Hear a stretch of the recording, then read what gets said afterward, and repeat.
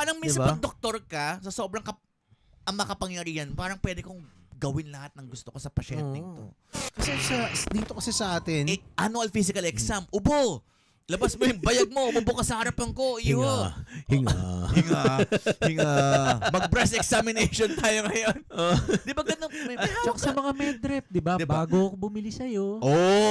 No. Dude, na-experience ko yan first hand. I mean, Ano na namang revelasyon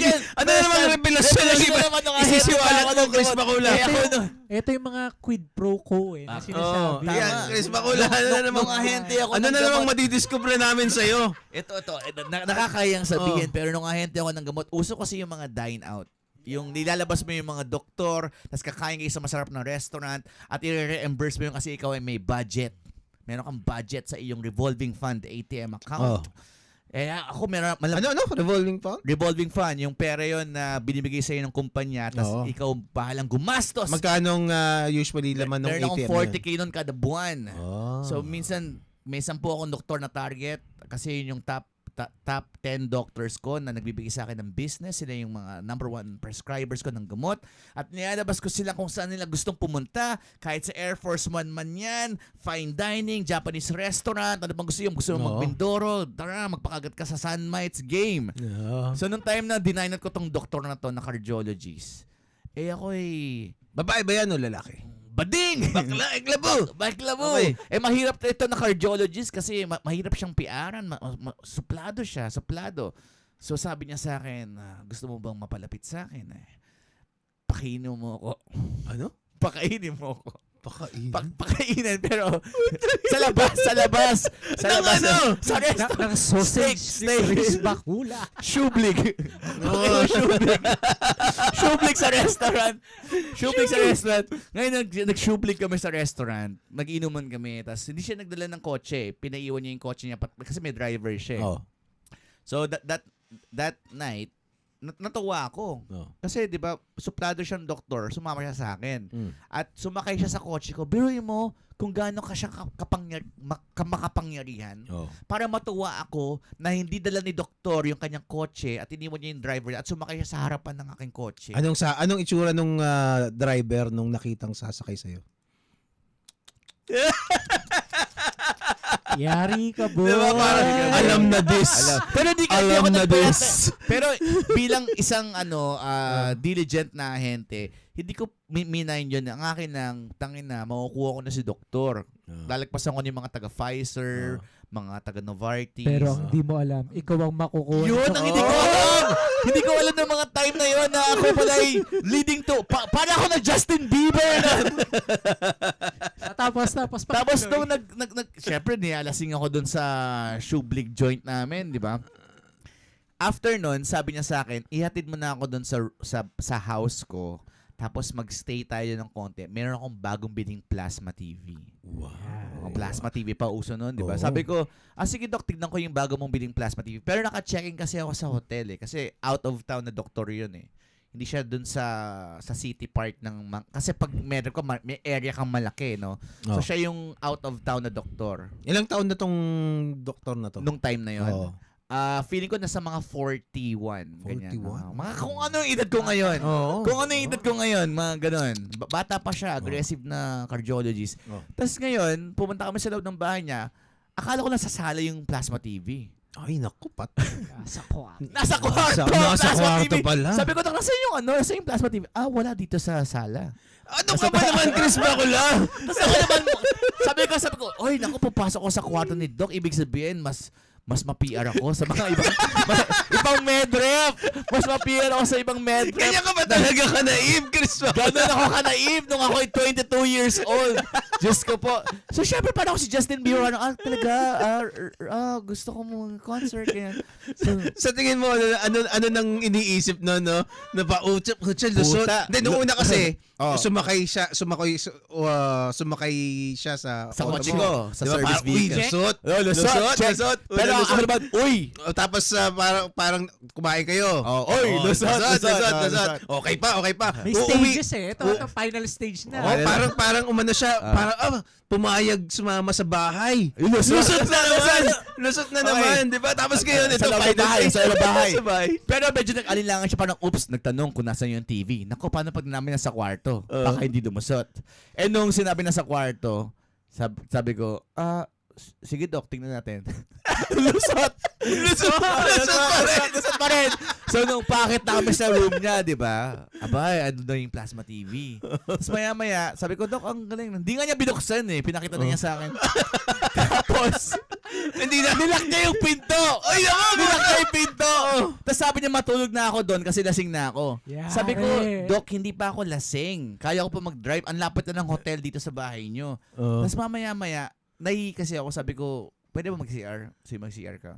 So, nag-CR ako, paglabas ko, meron na siyang yung mga pangtulog na naka-fold, mga wardrobe, ganyan. Tapos sabi niya, magbihis ka ng pangtulog. Dito ka matulog. Sabi ko, ayoko matulog daw. Tapos, alam mo, naisip ko, nagpanic muna ako. Sabi ko, anong gagawin ko dito? Kumusta naman ng puwet mo ng mga panahon na yan? Hindi nangyari yun. So, ito. Kumbaga yung puwet mo pa parang kabado na. Let's get out of here. So, tinawagan ko yung counterpart ko. Kasi pag medrep ka, may mga counterpart ka eh. So, sa isang area, hindi ka nag-iisa doon. So, may counterpart ako na nandun din nung araw na yon.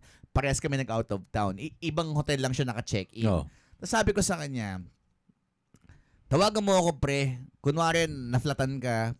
Kasi gusto mo pa Para may excuse. Kasi ayaw mo rin i-reject si Doc. Kasi syempre makapangyarihan din siya, di ba? Kaya ko nga siya pinipiaran para mag-reseta siya, di ba? Ayaw mong magkaroon siya ng untoward feeling towards you. Gusto mo goods. So kahit na hindi mo siya gusto, papalabasin mo na gusto mo siya kahit ayaw mo. Kumbaga ikaw naman yung lulusot. Kumbaga parang hindi pa kailangang kumbaga parang all hell breaks loose. Kumbaga parang may pwede pa nating ilusot to na wala pa ring mangyayaring gulo, di ba? Pero masasalba ko yung puwet ko. Tama.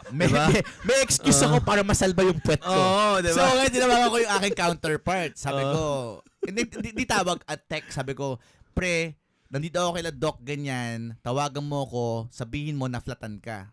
So, tumawag siya. Pagtawag niya, pre, ano ba nangyari dyan? Andito ako sa bahay ni Doc eh. Pre, na-flatan ka ba? Puntahan kita? Hindi. Sabi ko, na-flatan ka, di ba? Na-flatan ka. Ay, oo nga pala, na-flatan ako. Tas, bakit? Naka-ano yun? Narinig ito kasi tahimik na yung kwarto niya eh. Pero hindi naka-loudspeaker. Pero naririnig niya. Tapos sabi ko, na-flatan nga, di ba? Pupuntahan kita, di ba? Sabi niya, oo. Tapos alam mo ginawa ni Doc, kinuha niya yung phone ko, kinausap niya yung counterpart ko. Sabi niya, na-flatan ka ba? Papupuntahin ko yung driver ko. Alam mo, sinabi na buwakan ng inang counterpart ko. Doc, wala na. Okay na pala. May tumulong sa akin. Buisit na yan. So, wala. Hindi ka alam pa rin. Hindi ako nabusot. Buisit na yung hayop siya. Di ko pag nakita kami yung hayop ka, kilala kita. Hanggang ngayon, friend pa rin sa Facebook. So, ngayon, Diyos ko po, wala na. Plan B. Ang plan B ko, bro, kasi hinahawakan na ako ni Doc eh. Hinahawakan na niya ako. Pero mas maliit sa akin si Doc, so kaya mo naman siya i-manhandle eh. Kaso ayaw mo rin makasakit o maka-offend, di ba? So, ang kulit niya. Sana yung UFC mo, ginarami mo. Hindi pa tayo violente nun eh. So, nung time na yun, nag-walkout lang ako. Walkout lang. Binuksan ko yung pinto. Tapos pagbaba ko, nakalak din yung pinto sa baba! Parang movie! Sabi ko, kasi na-check na. Kasi na-checkan na yun eh. Diba? Parang tapos sa yung... Diyos ko po, tapos pababa na si Doc. Pababa na siya. Diyos ko po, tapos andun yung driver sa labas. Sabi niya, sir, tapos na kayo? Puta matindi kung yung driver pagdating nakaganon, no? Saan ka pupunta? Kumakatok na ako. Saan ka pupunta? Bubalik ka dyan. Kumatok na ako. Sabi niya, sir, tapos na ba kayo ni Doc? Parang, hindi, tapos? Buksan mo yung pinto. Tapos may lock pala sa labas. So, binuksan niya yung lock sa labas. Tapos umalis na ako. Grabe, aso may lock na. Oh, may lock sa labas. Paano kung nagkasunog? Delikado yun Buisit ah. nga eh. Tapos tas the next day sa clinic, parang walang nangyari. Wow. Pero naging mailap na si Doc sa akin noon eh. Hindi na niya ako kinakausap. Ay, pero bibili pa rin Mamimili sa'yo. ka lang. Hindi na naman siya eh. hindi na siya nagre-reseta nung gamot. Nung gamot ko lang, yung Oh. gamot ng counterpart ko, buisit na yan. At least Nire-reseta. Ay, So, saan ba po yung nadali, nakuha sa'yo yung si Doc, si Doc Eric. Si Doc Eric yan. Oo. Si Doc, pero wala lang. Pero parang kailangan kong bang ibaba yung pagkatao ko para doon. Pero I can just imagine si Justin Bieber noong time yun. Kasi parang limpak-limpak na sa lapi yun. Teka, mga magkanong kikitain mo isang buwan dito kay Doc? Hindi ganun yung yung the way mo ma-envision. Not enough Oo. daw para mapuwetan siya. Oo, di ba? Kung option, Chris, let's say, naisip mo, okay, Doc, papayag ako pero triplihin mo yung order mo. Hindi ganun eh. Kasi na-offer na ulit ako noon nung matanda na ako, di ba? Oo. Na-offer na ulit ako niya na threesome eh. Oo. Dalawa silang mag-asawang lalaki. Oo. Tinanggihan ko rin. Parehas ba lalaki? Parehas okay. lalaki. So, same-sex couple. Tas sabi sa akin, nung pinagkakatiwalaan kong asawa, di ba? Sabi niya, kasi trip lang namin nung asawa ko na yung may playmate. Wala pare, ma-end-to-end ka niyan. Nung time na yun, bro. Nung time na yun. End ka. Parang ganito, nasa ba yun? Ganito ka. Sige, makita mo. Ipakita mo. Oh my God. Teka, nasa yun. Oh, Kaya ganyan mangyayari sa'yo. End to end. Oh no. Ay nako, pero yung mga encounter ko na yan yung nasabi ko talaga na ayoko eh. Kasi kung trip ko talaga, di ba? Pwede naman sana eh. Kung trip ko talaga. Oo. Kung gusto ko. Kung naayon sa kalibugan ko. Actually, totoo naman. Sabi ko nga doon sa sa nakadate ko, titignan mo lang naman yung kung ano yung kalibugan ng tao para malaman mo yung sexuality niya. So, yung kalibugan ko, pang pek-pek lang. Pek-pek na legal age. Okay? Ayoko ng dalawang titi sa parehas butas ko. Ayoko ng ganyan. Although, ang ganyan ka doon. Pag ganyan ka. pero ang daming pilit na pumapasok. Kita mo, tanda-tanda ko na gusto mong pasukin yung... Pero tinanong may mga level. Takay na pero blue balls siguro tong si Dr. Eric na ito. Oo, no? kaya nga siya nagalit sa akin. Pero may kumbaga may kagapuan ba to o pangit ba itong si Dr. Eric? Pakita ko sa inyo si Dr. pero basically, tinake advantage niya yung kanyang position. Oo, yun. Actually, Yun. may kaso ba dyan, attorney? Hindi. Magkakakaso lang kung ginawa niya yun without the consent. Okay. Okay. Patingin.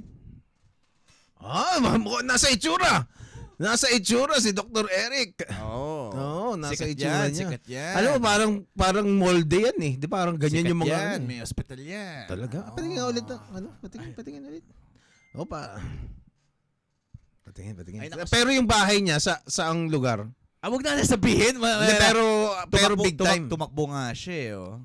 Tumakbo siya. Wag mo sabihin kung ano. Pero big time. Big time. Big time. Kilala. Yung bahay niya, Ito. The makings of a nymphomania. Bossing yan.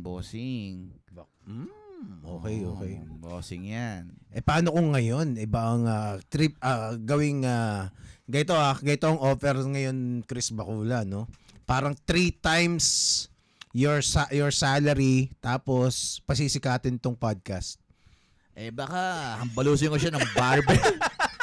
Wala akong Ibigyan tayo ng studio. Kaya nga ako nag-gym coach na dihamak na mas maliit yung kita kaya sa medrep kasi gusto kong gawin yung gusto ko eh. Wala daw pressure yung puwet niya. Walang pressure yung puwet ko.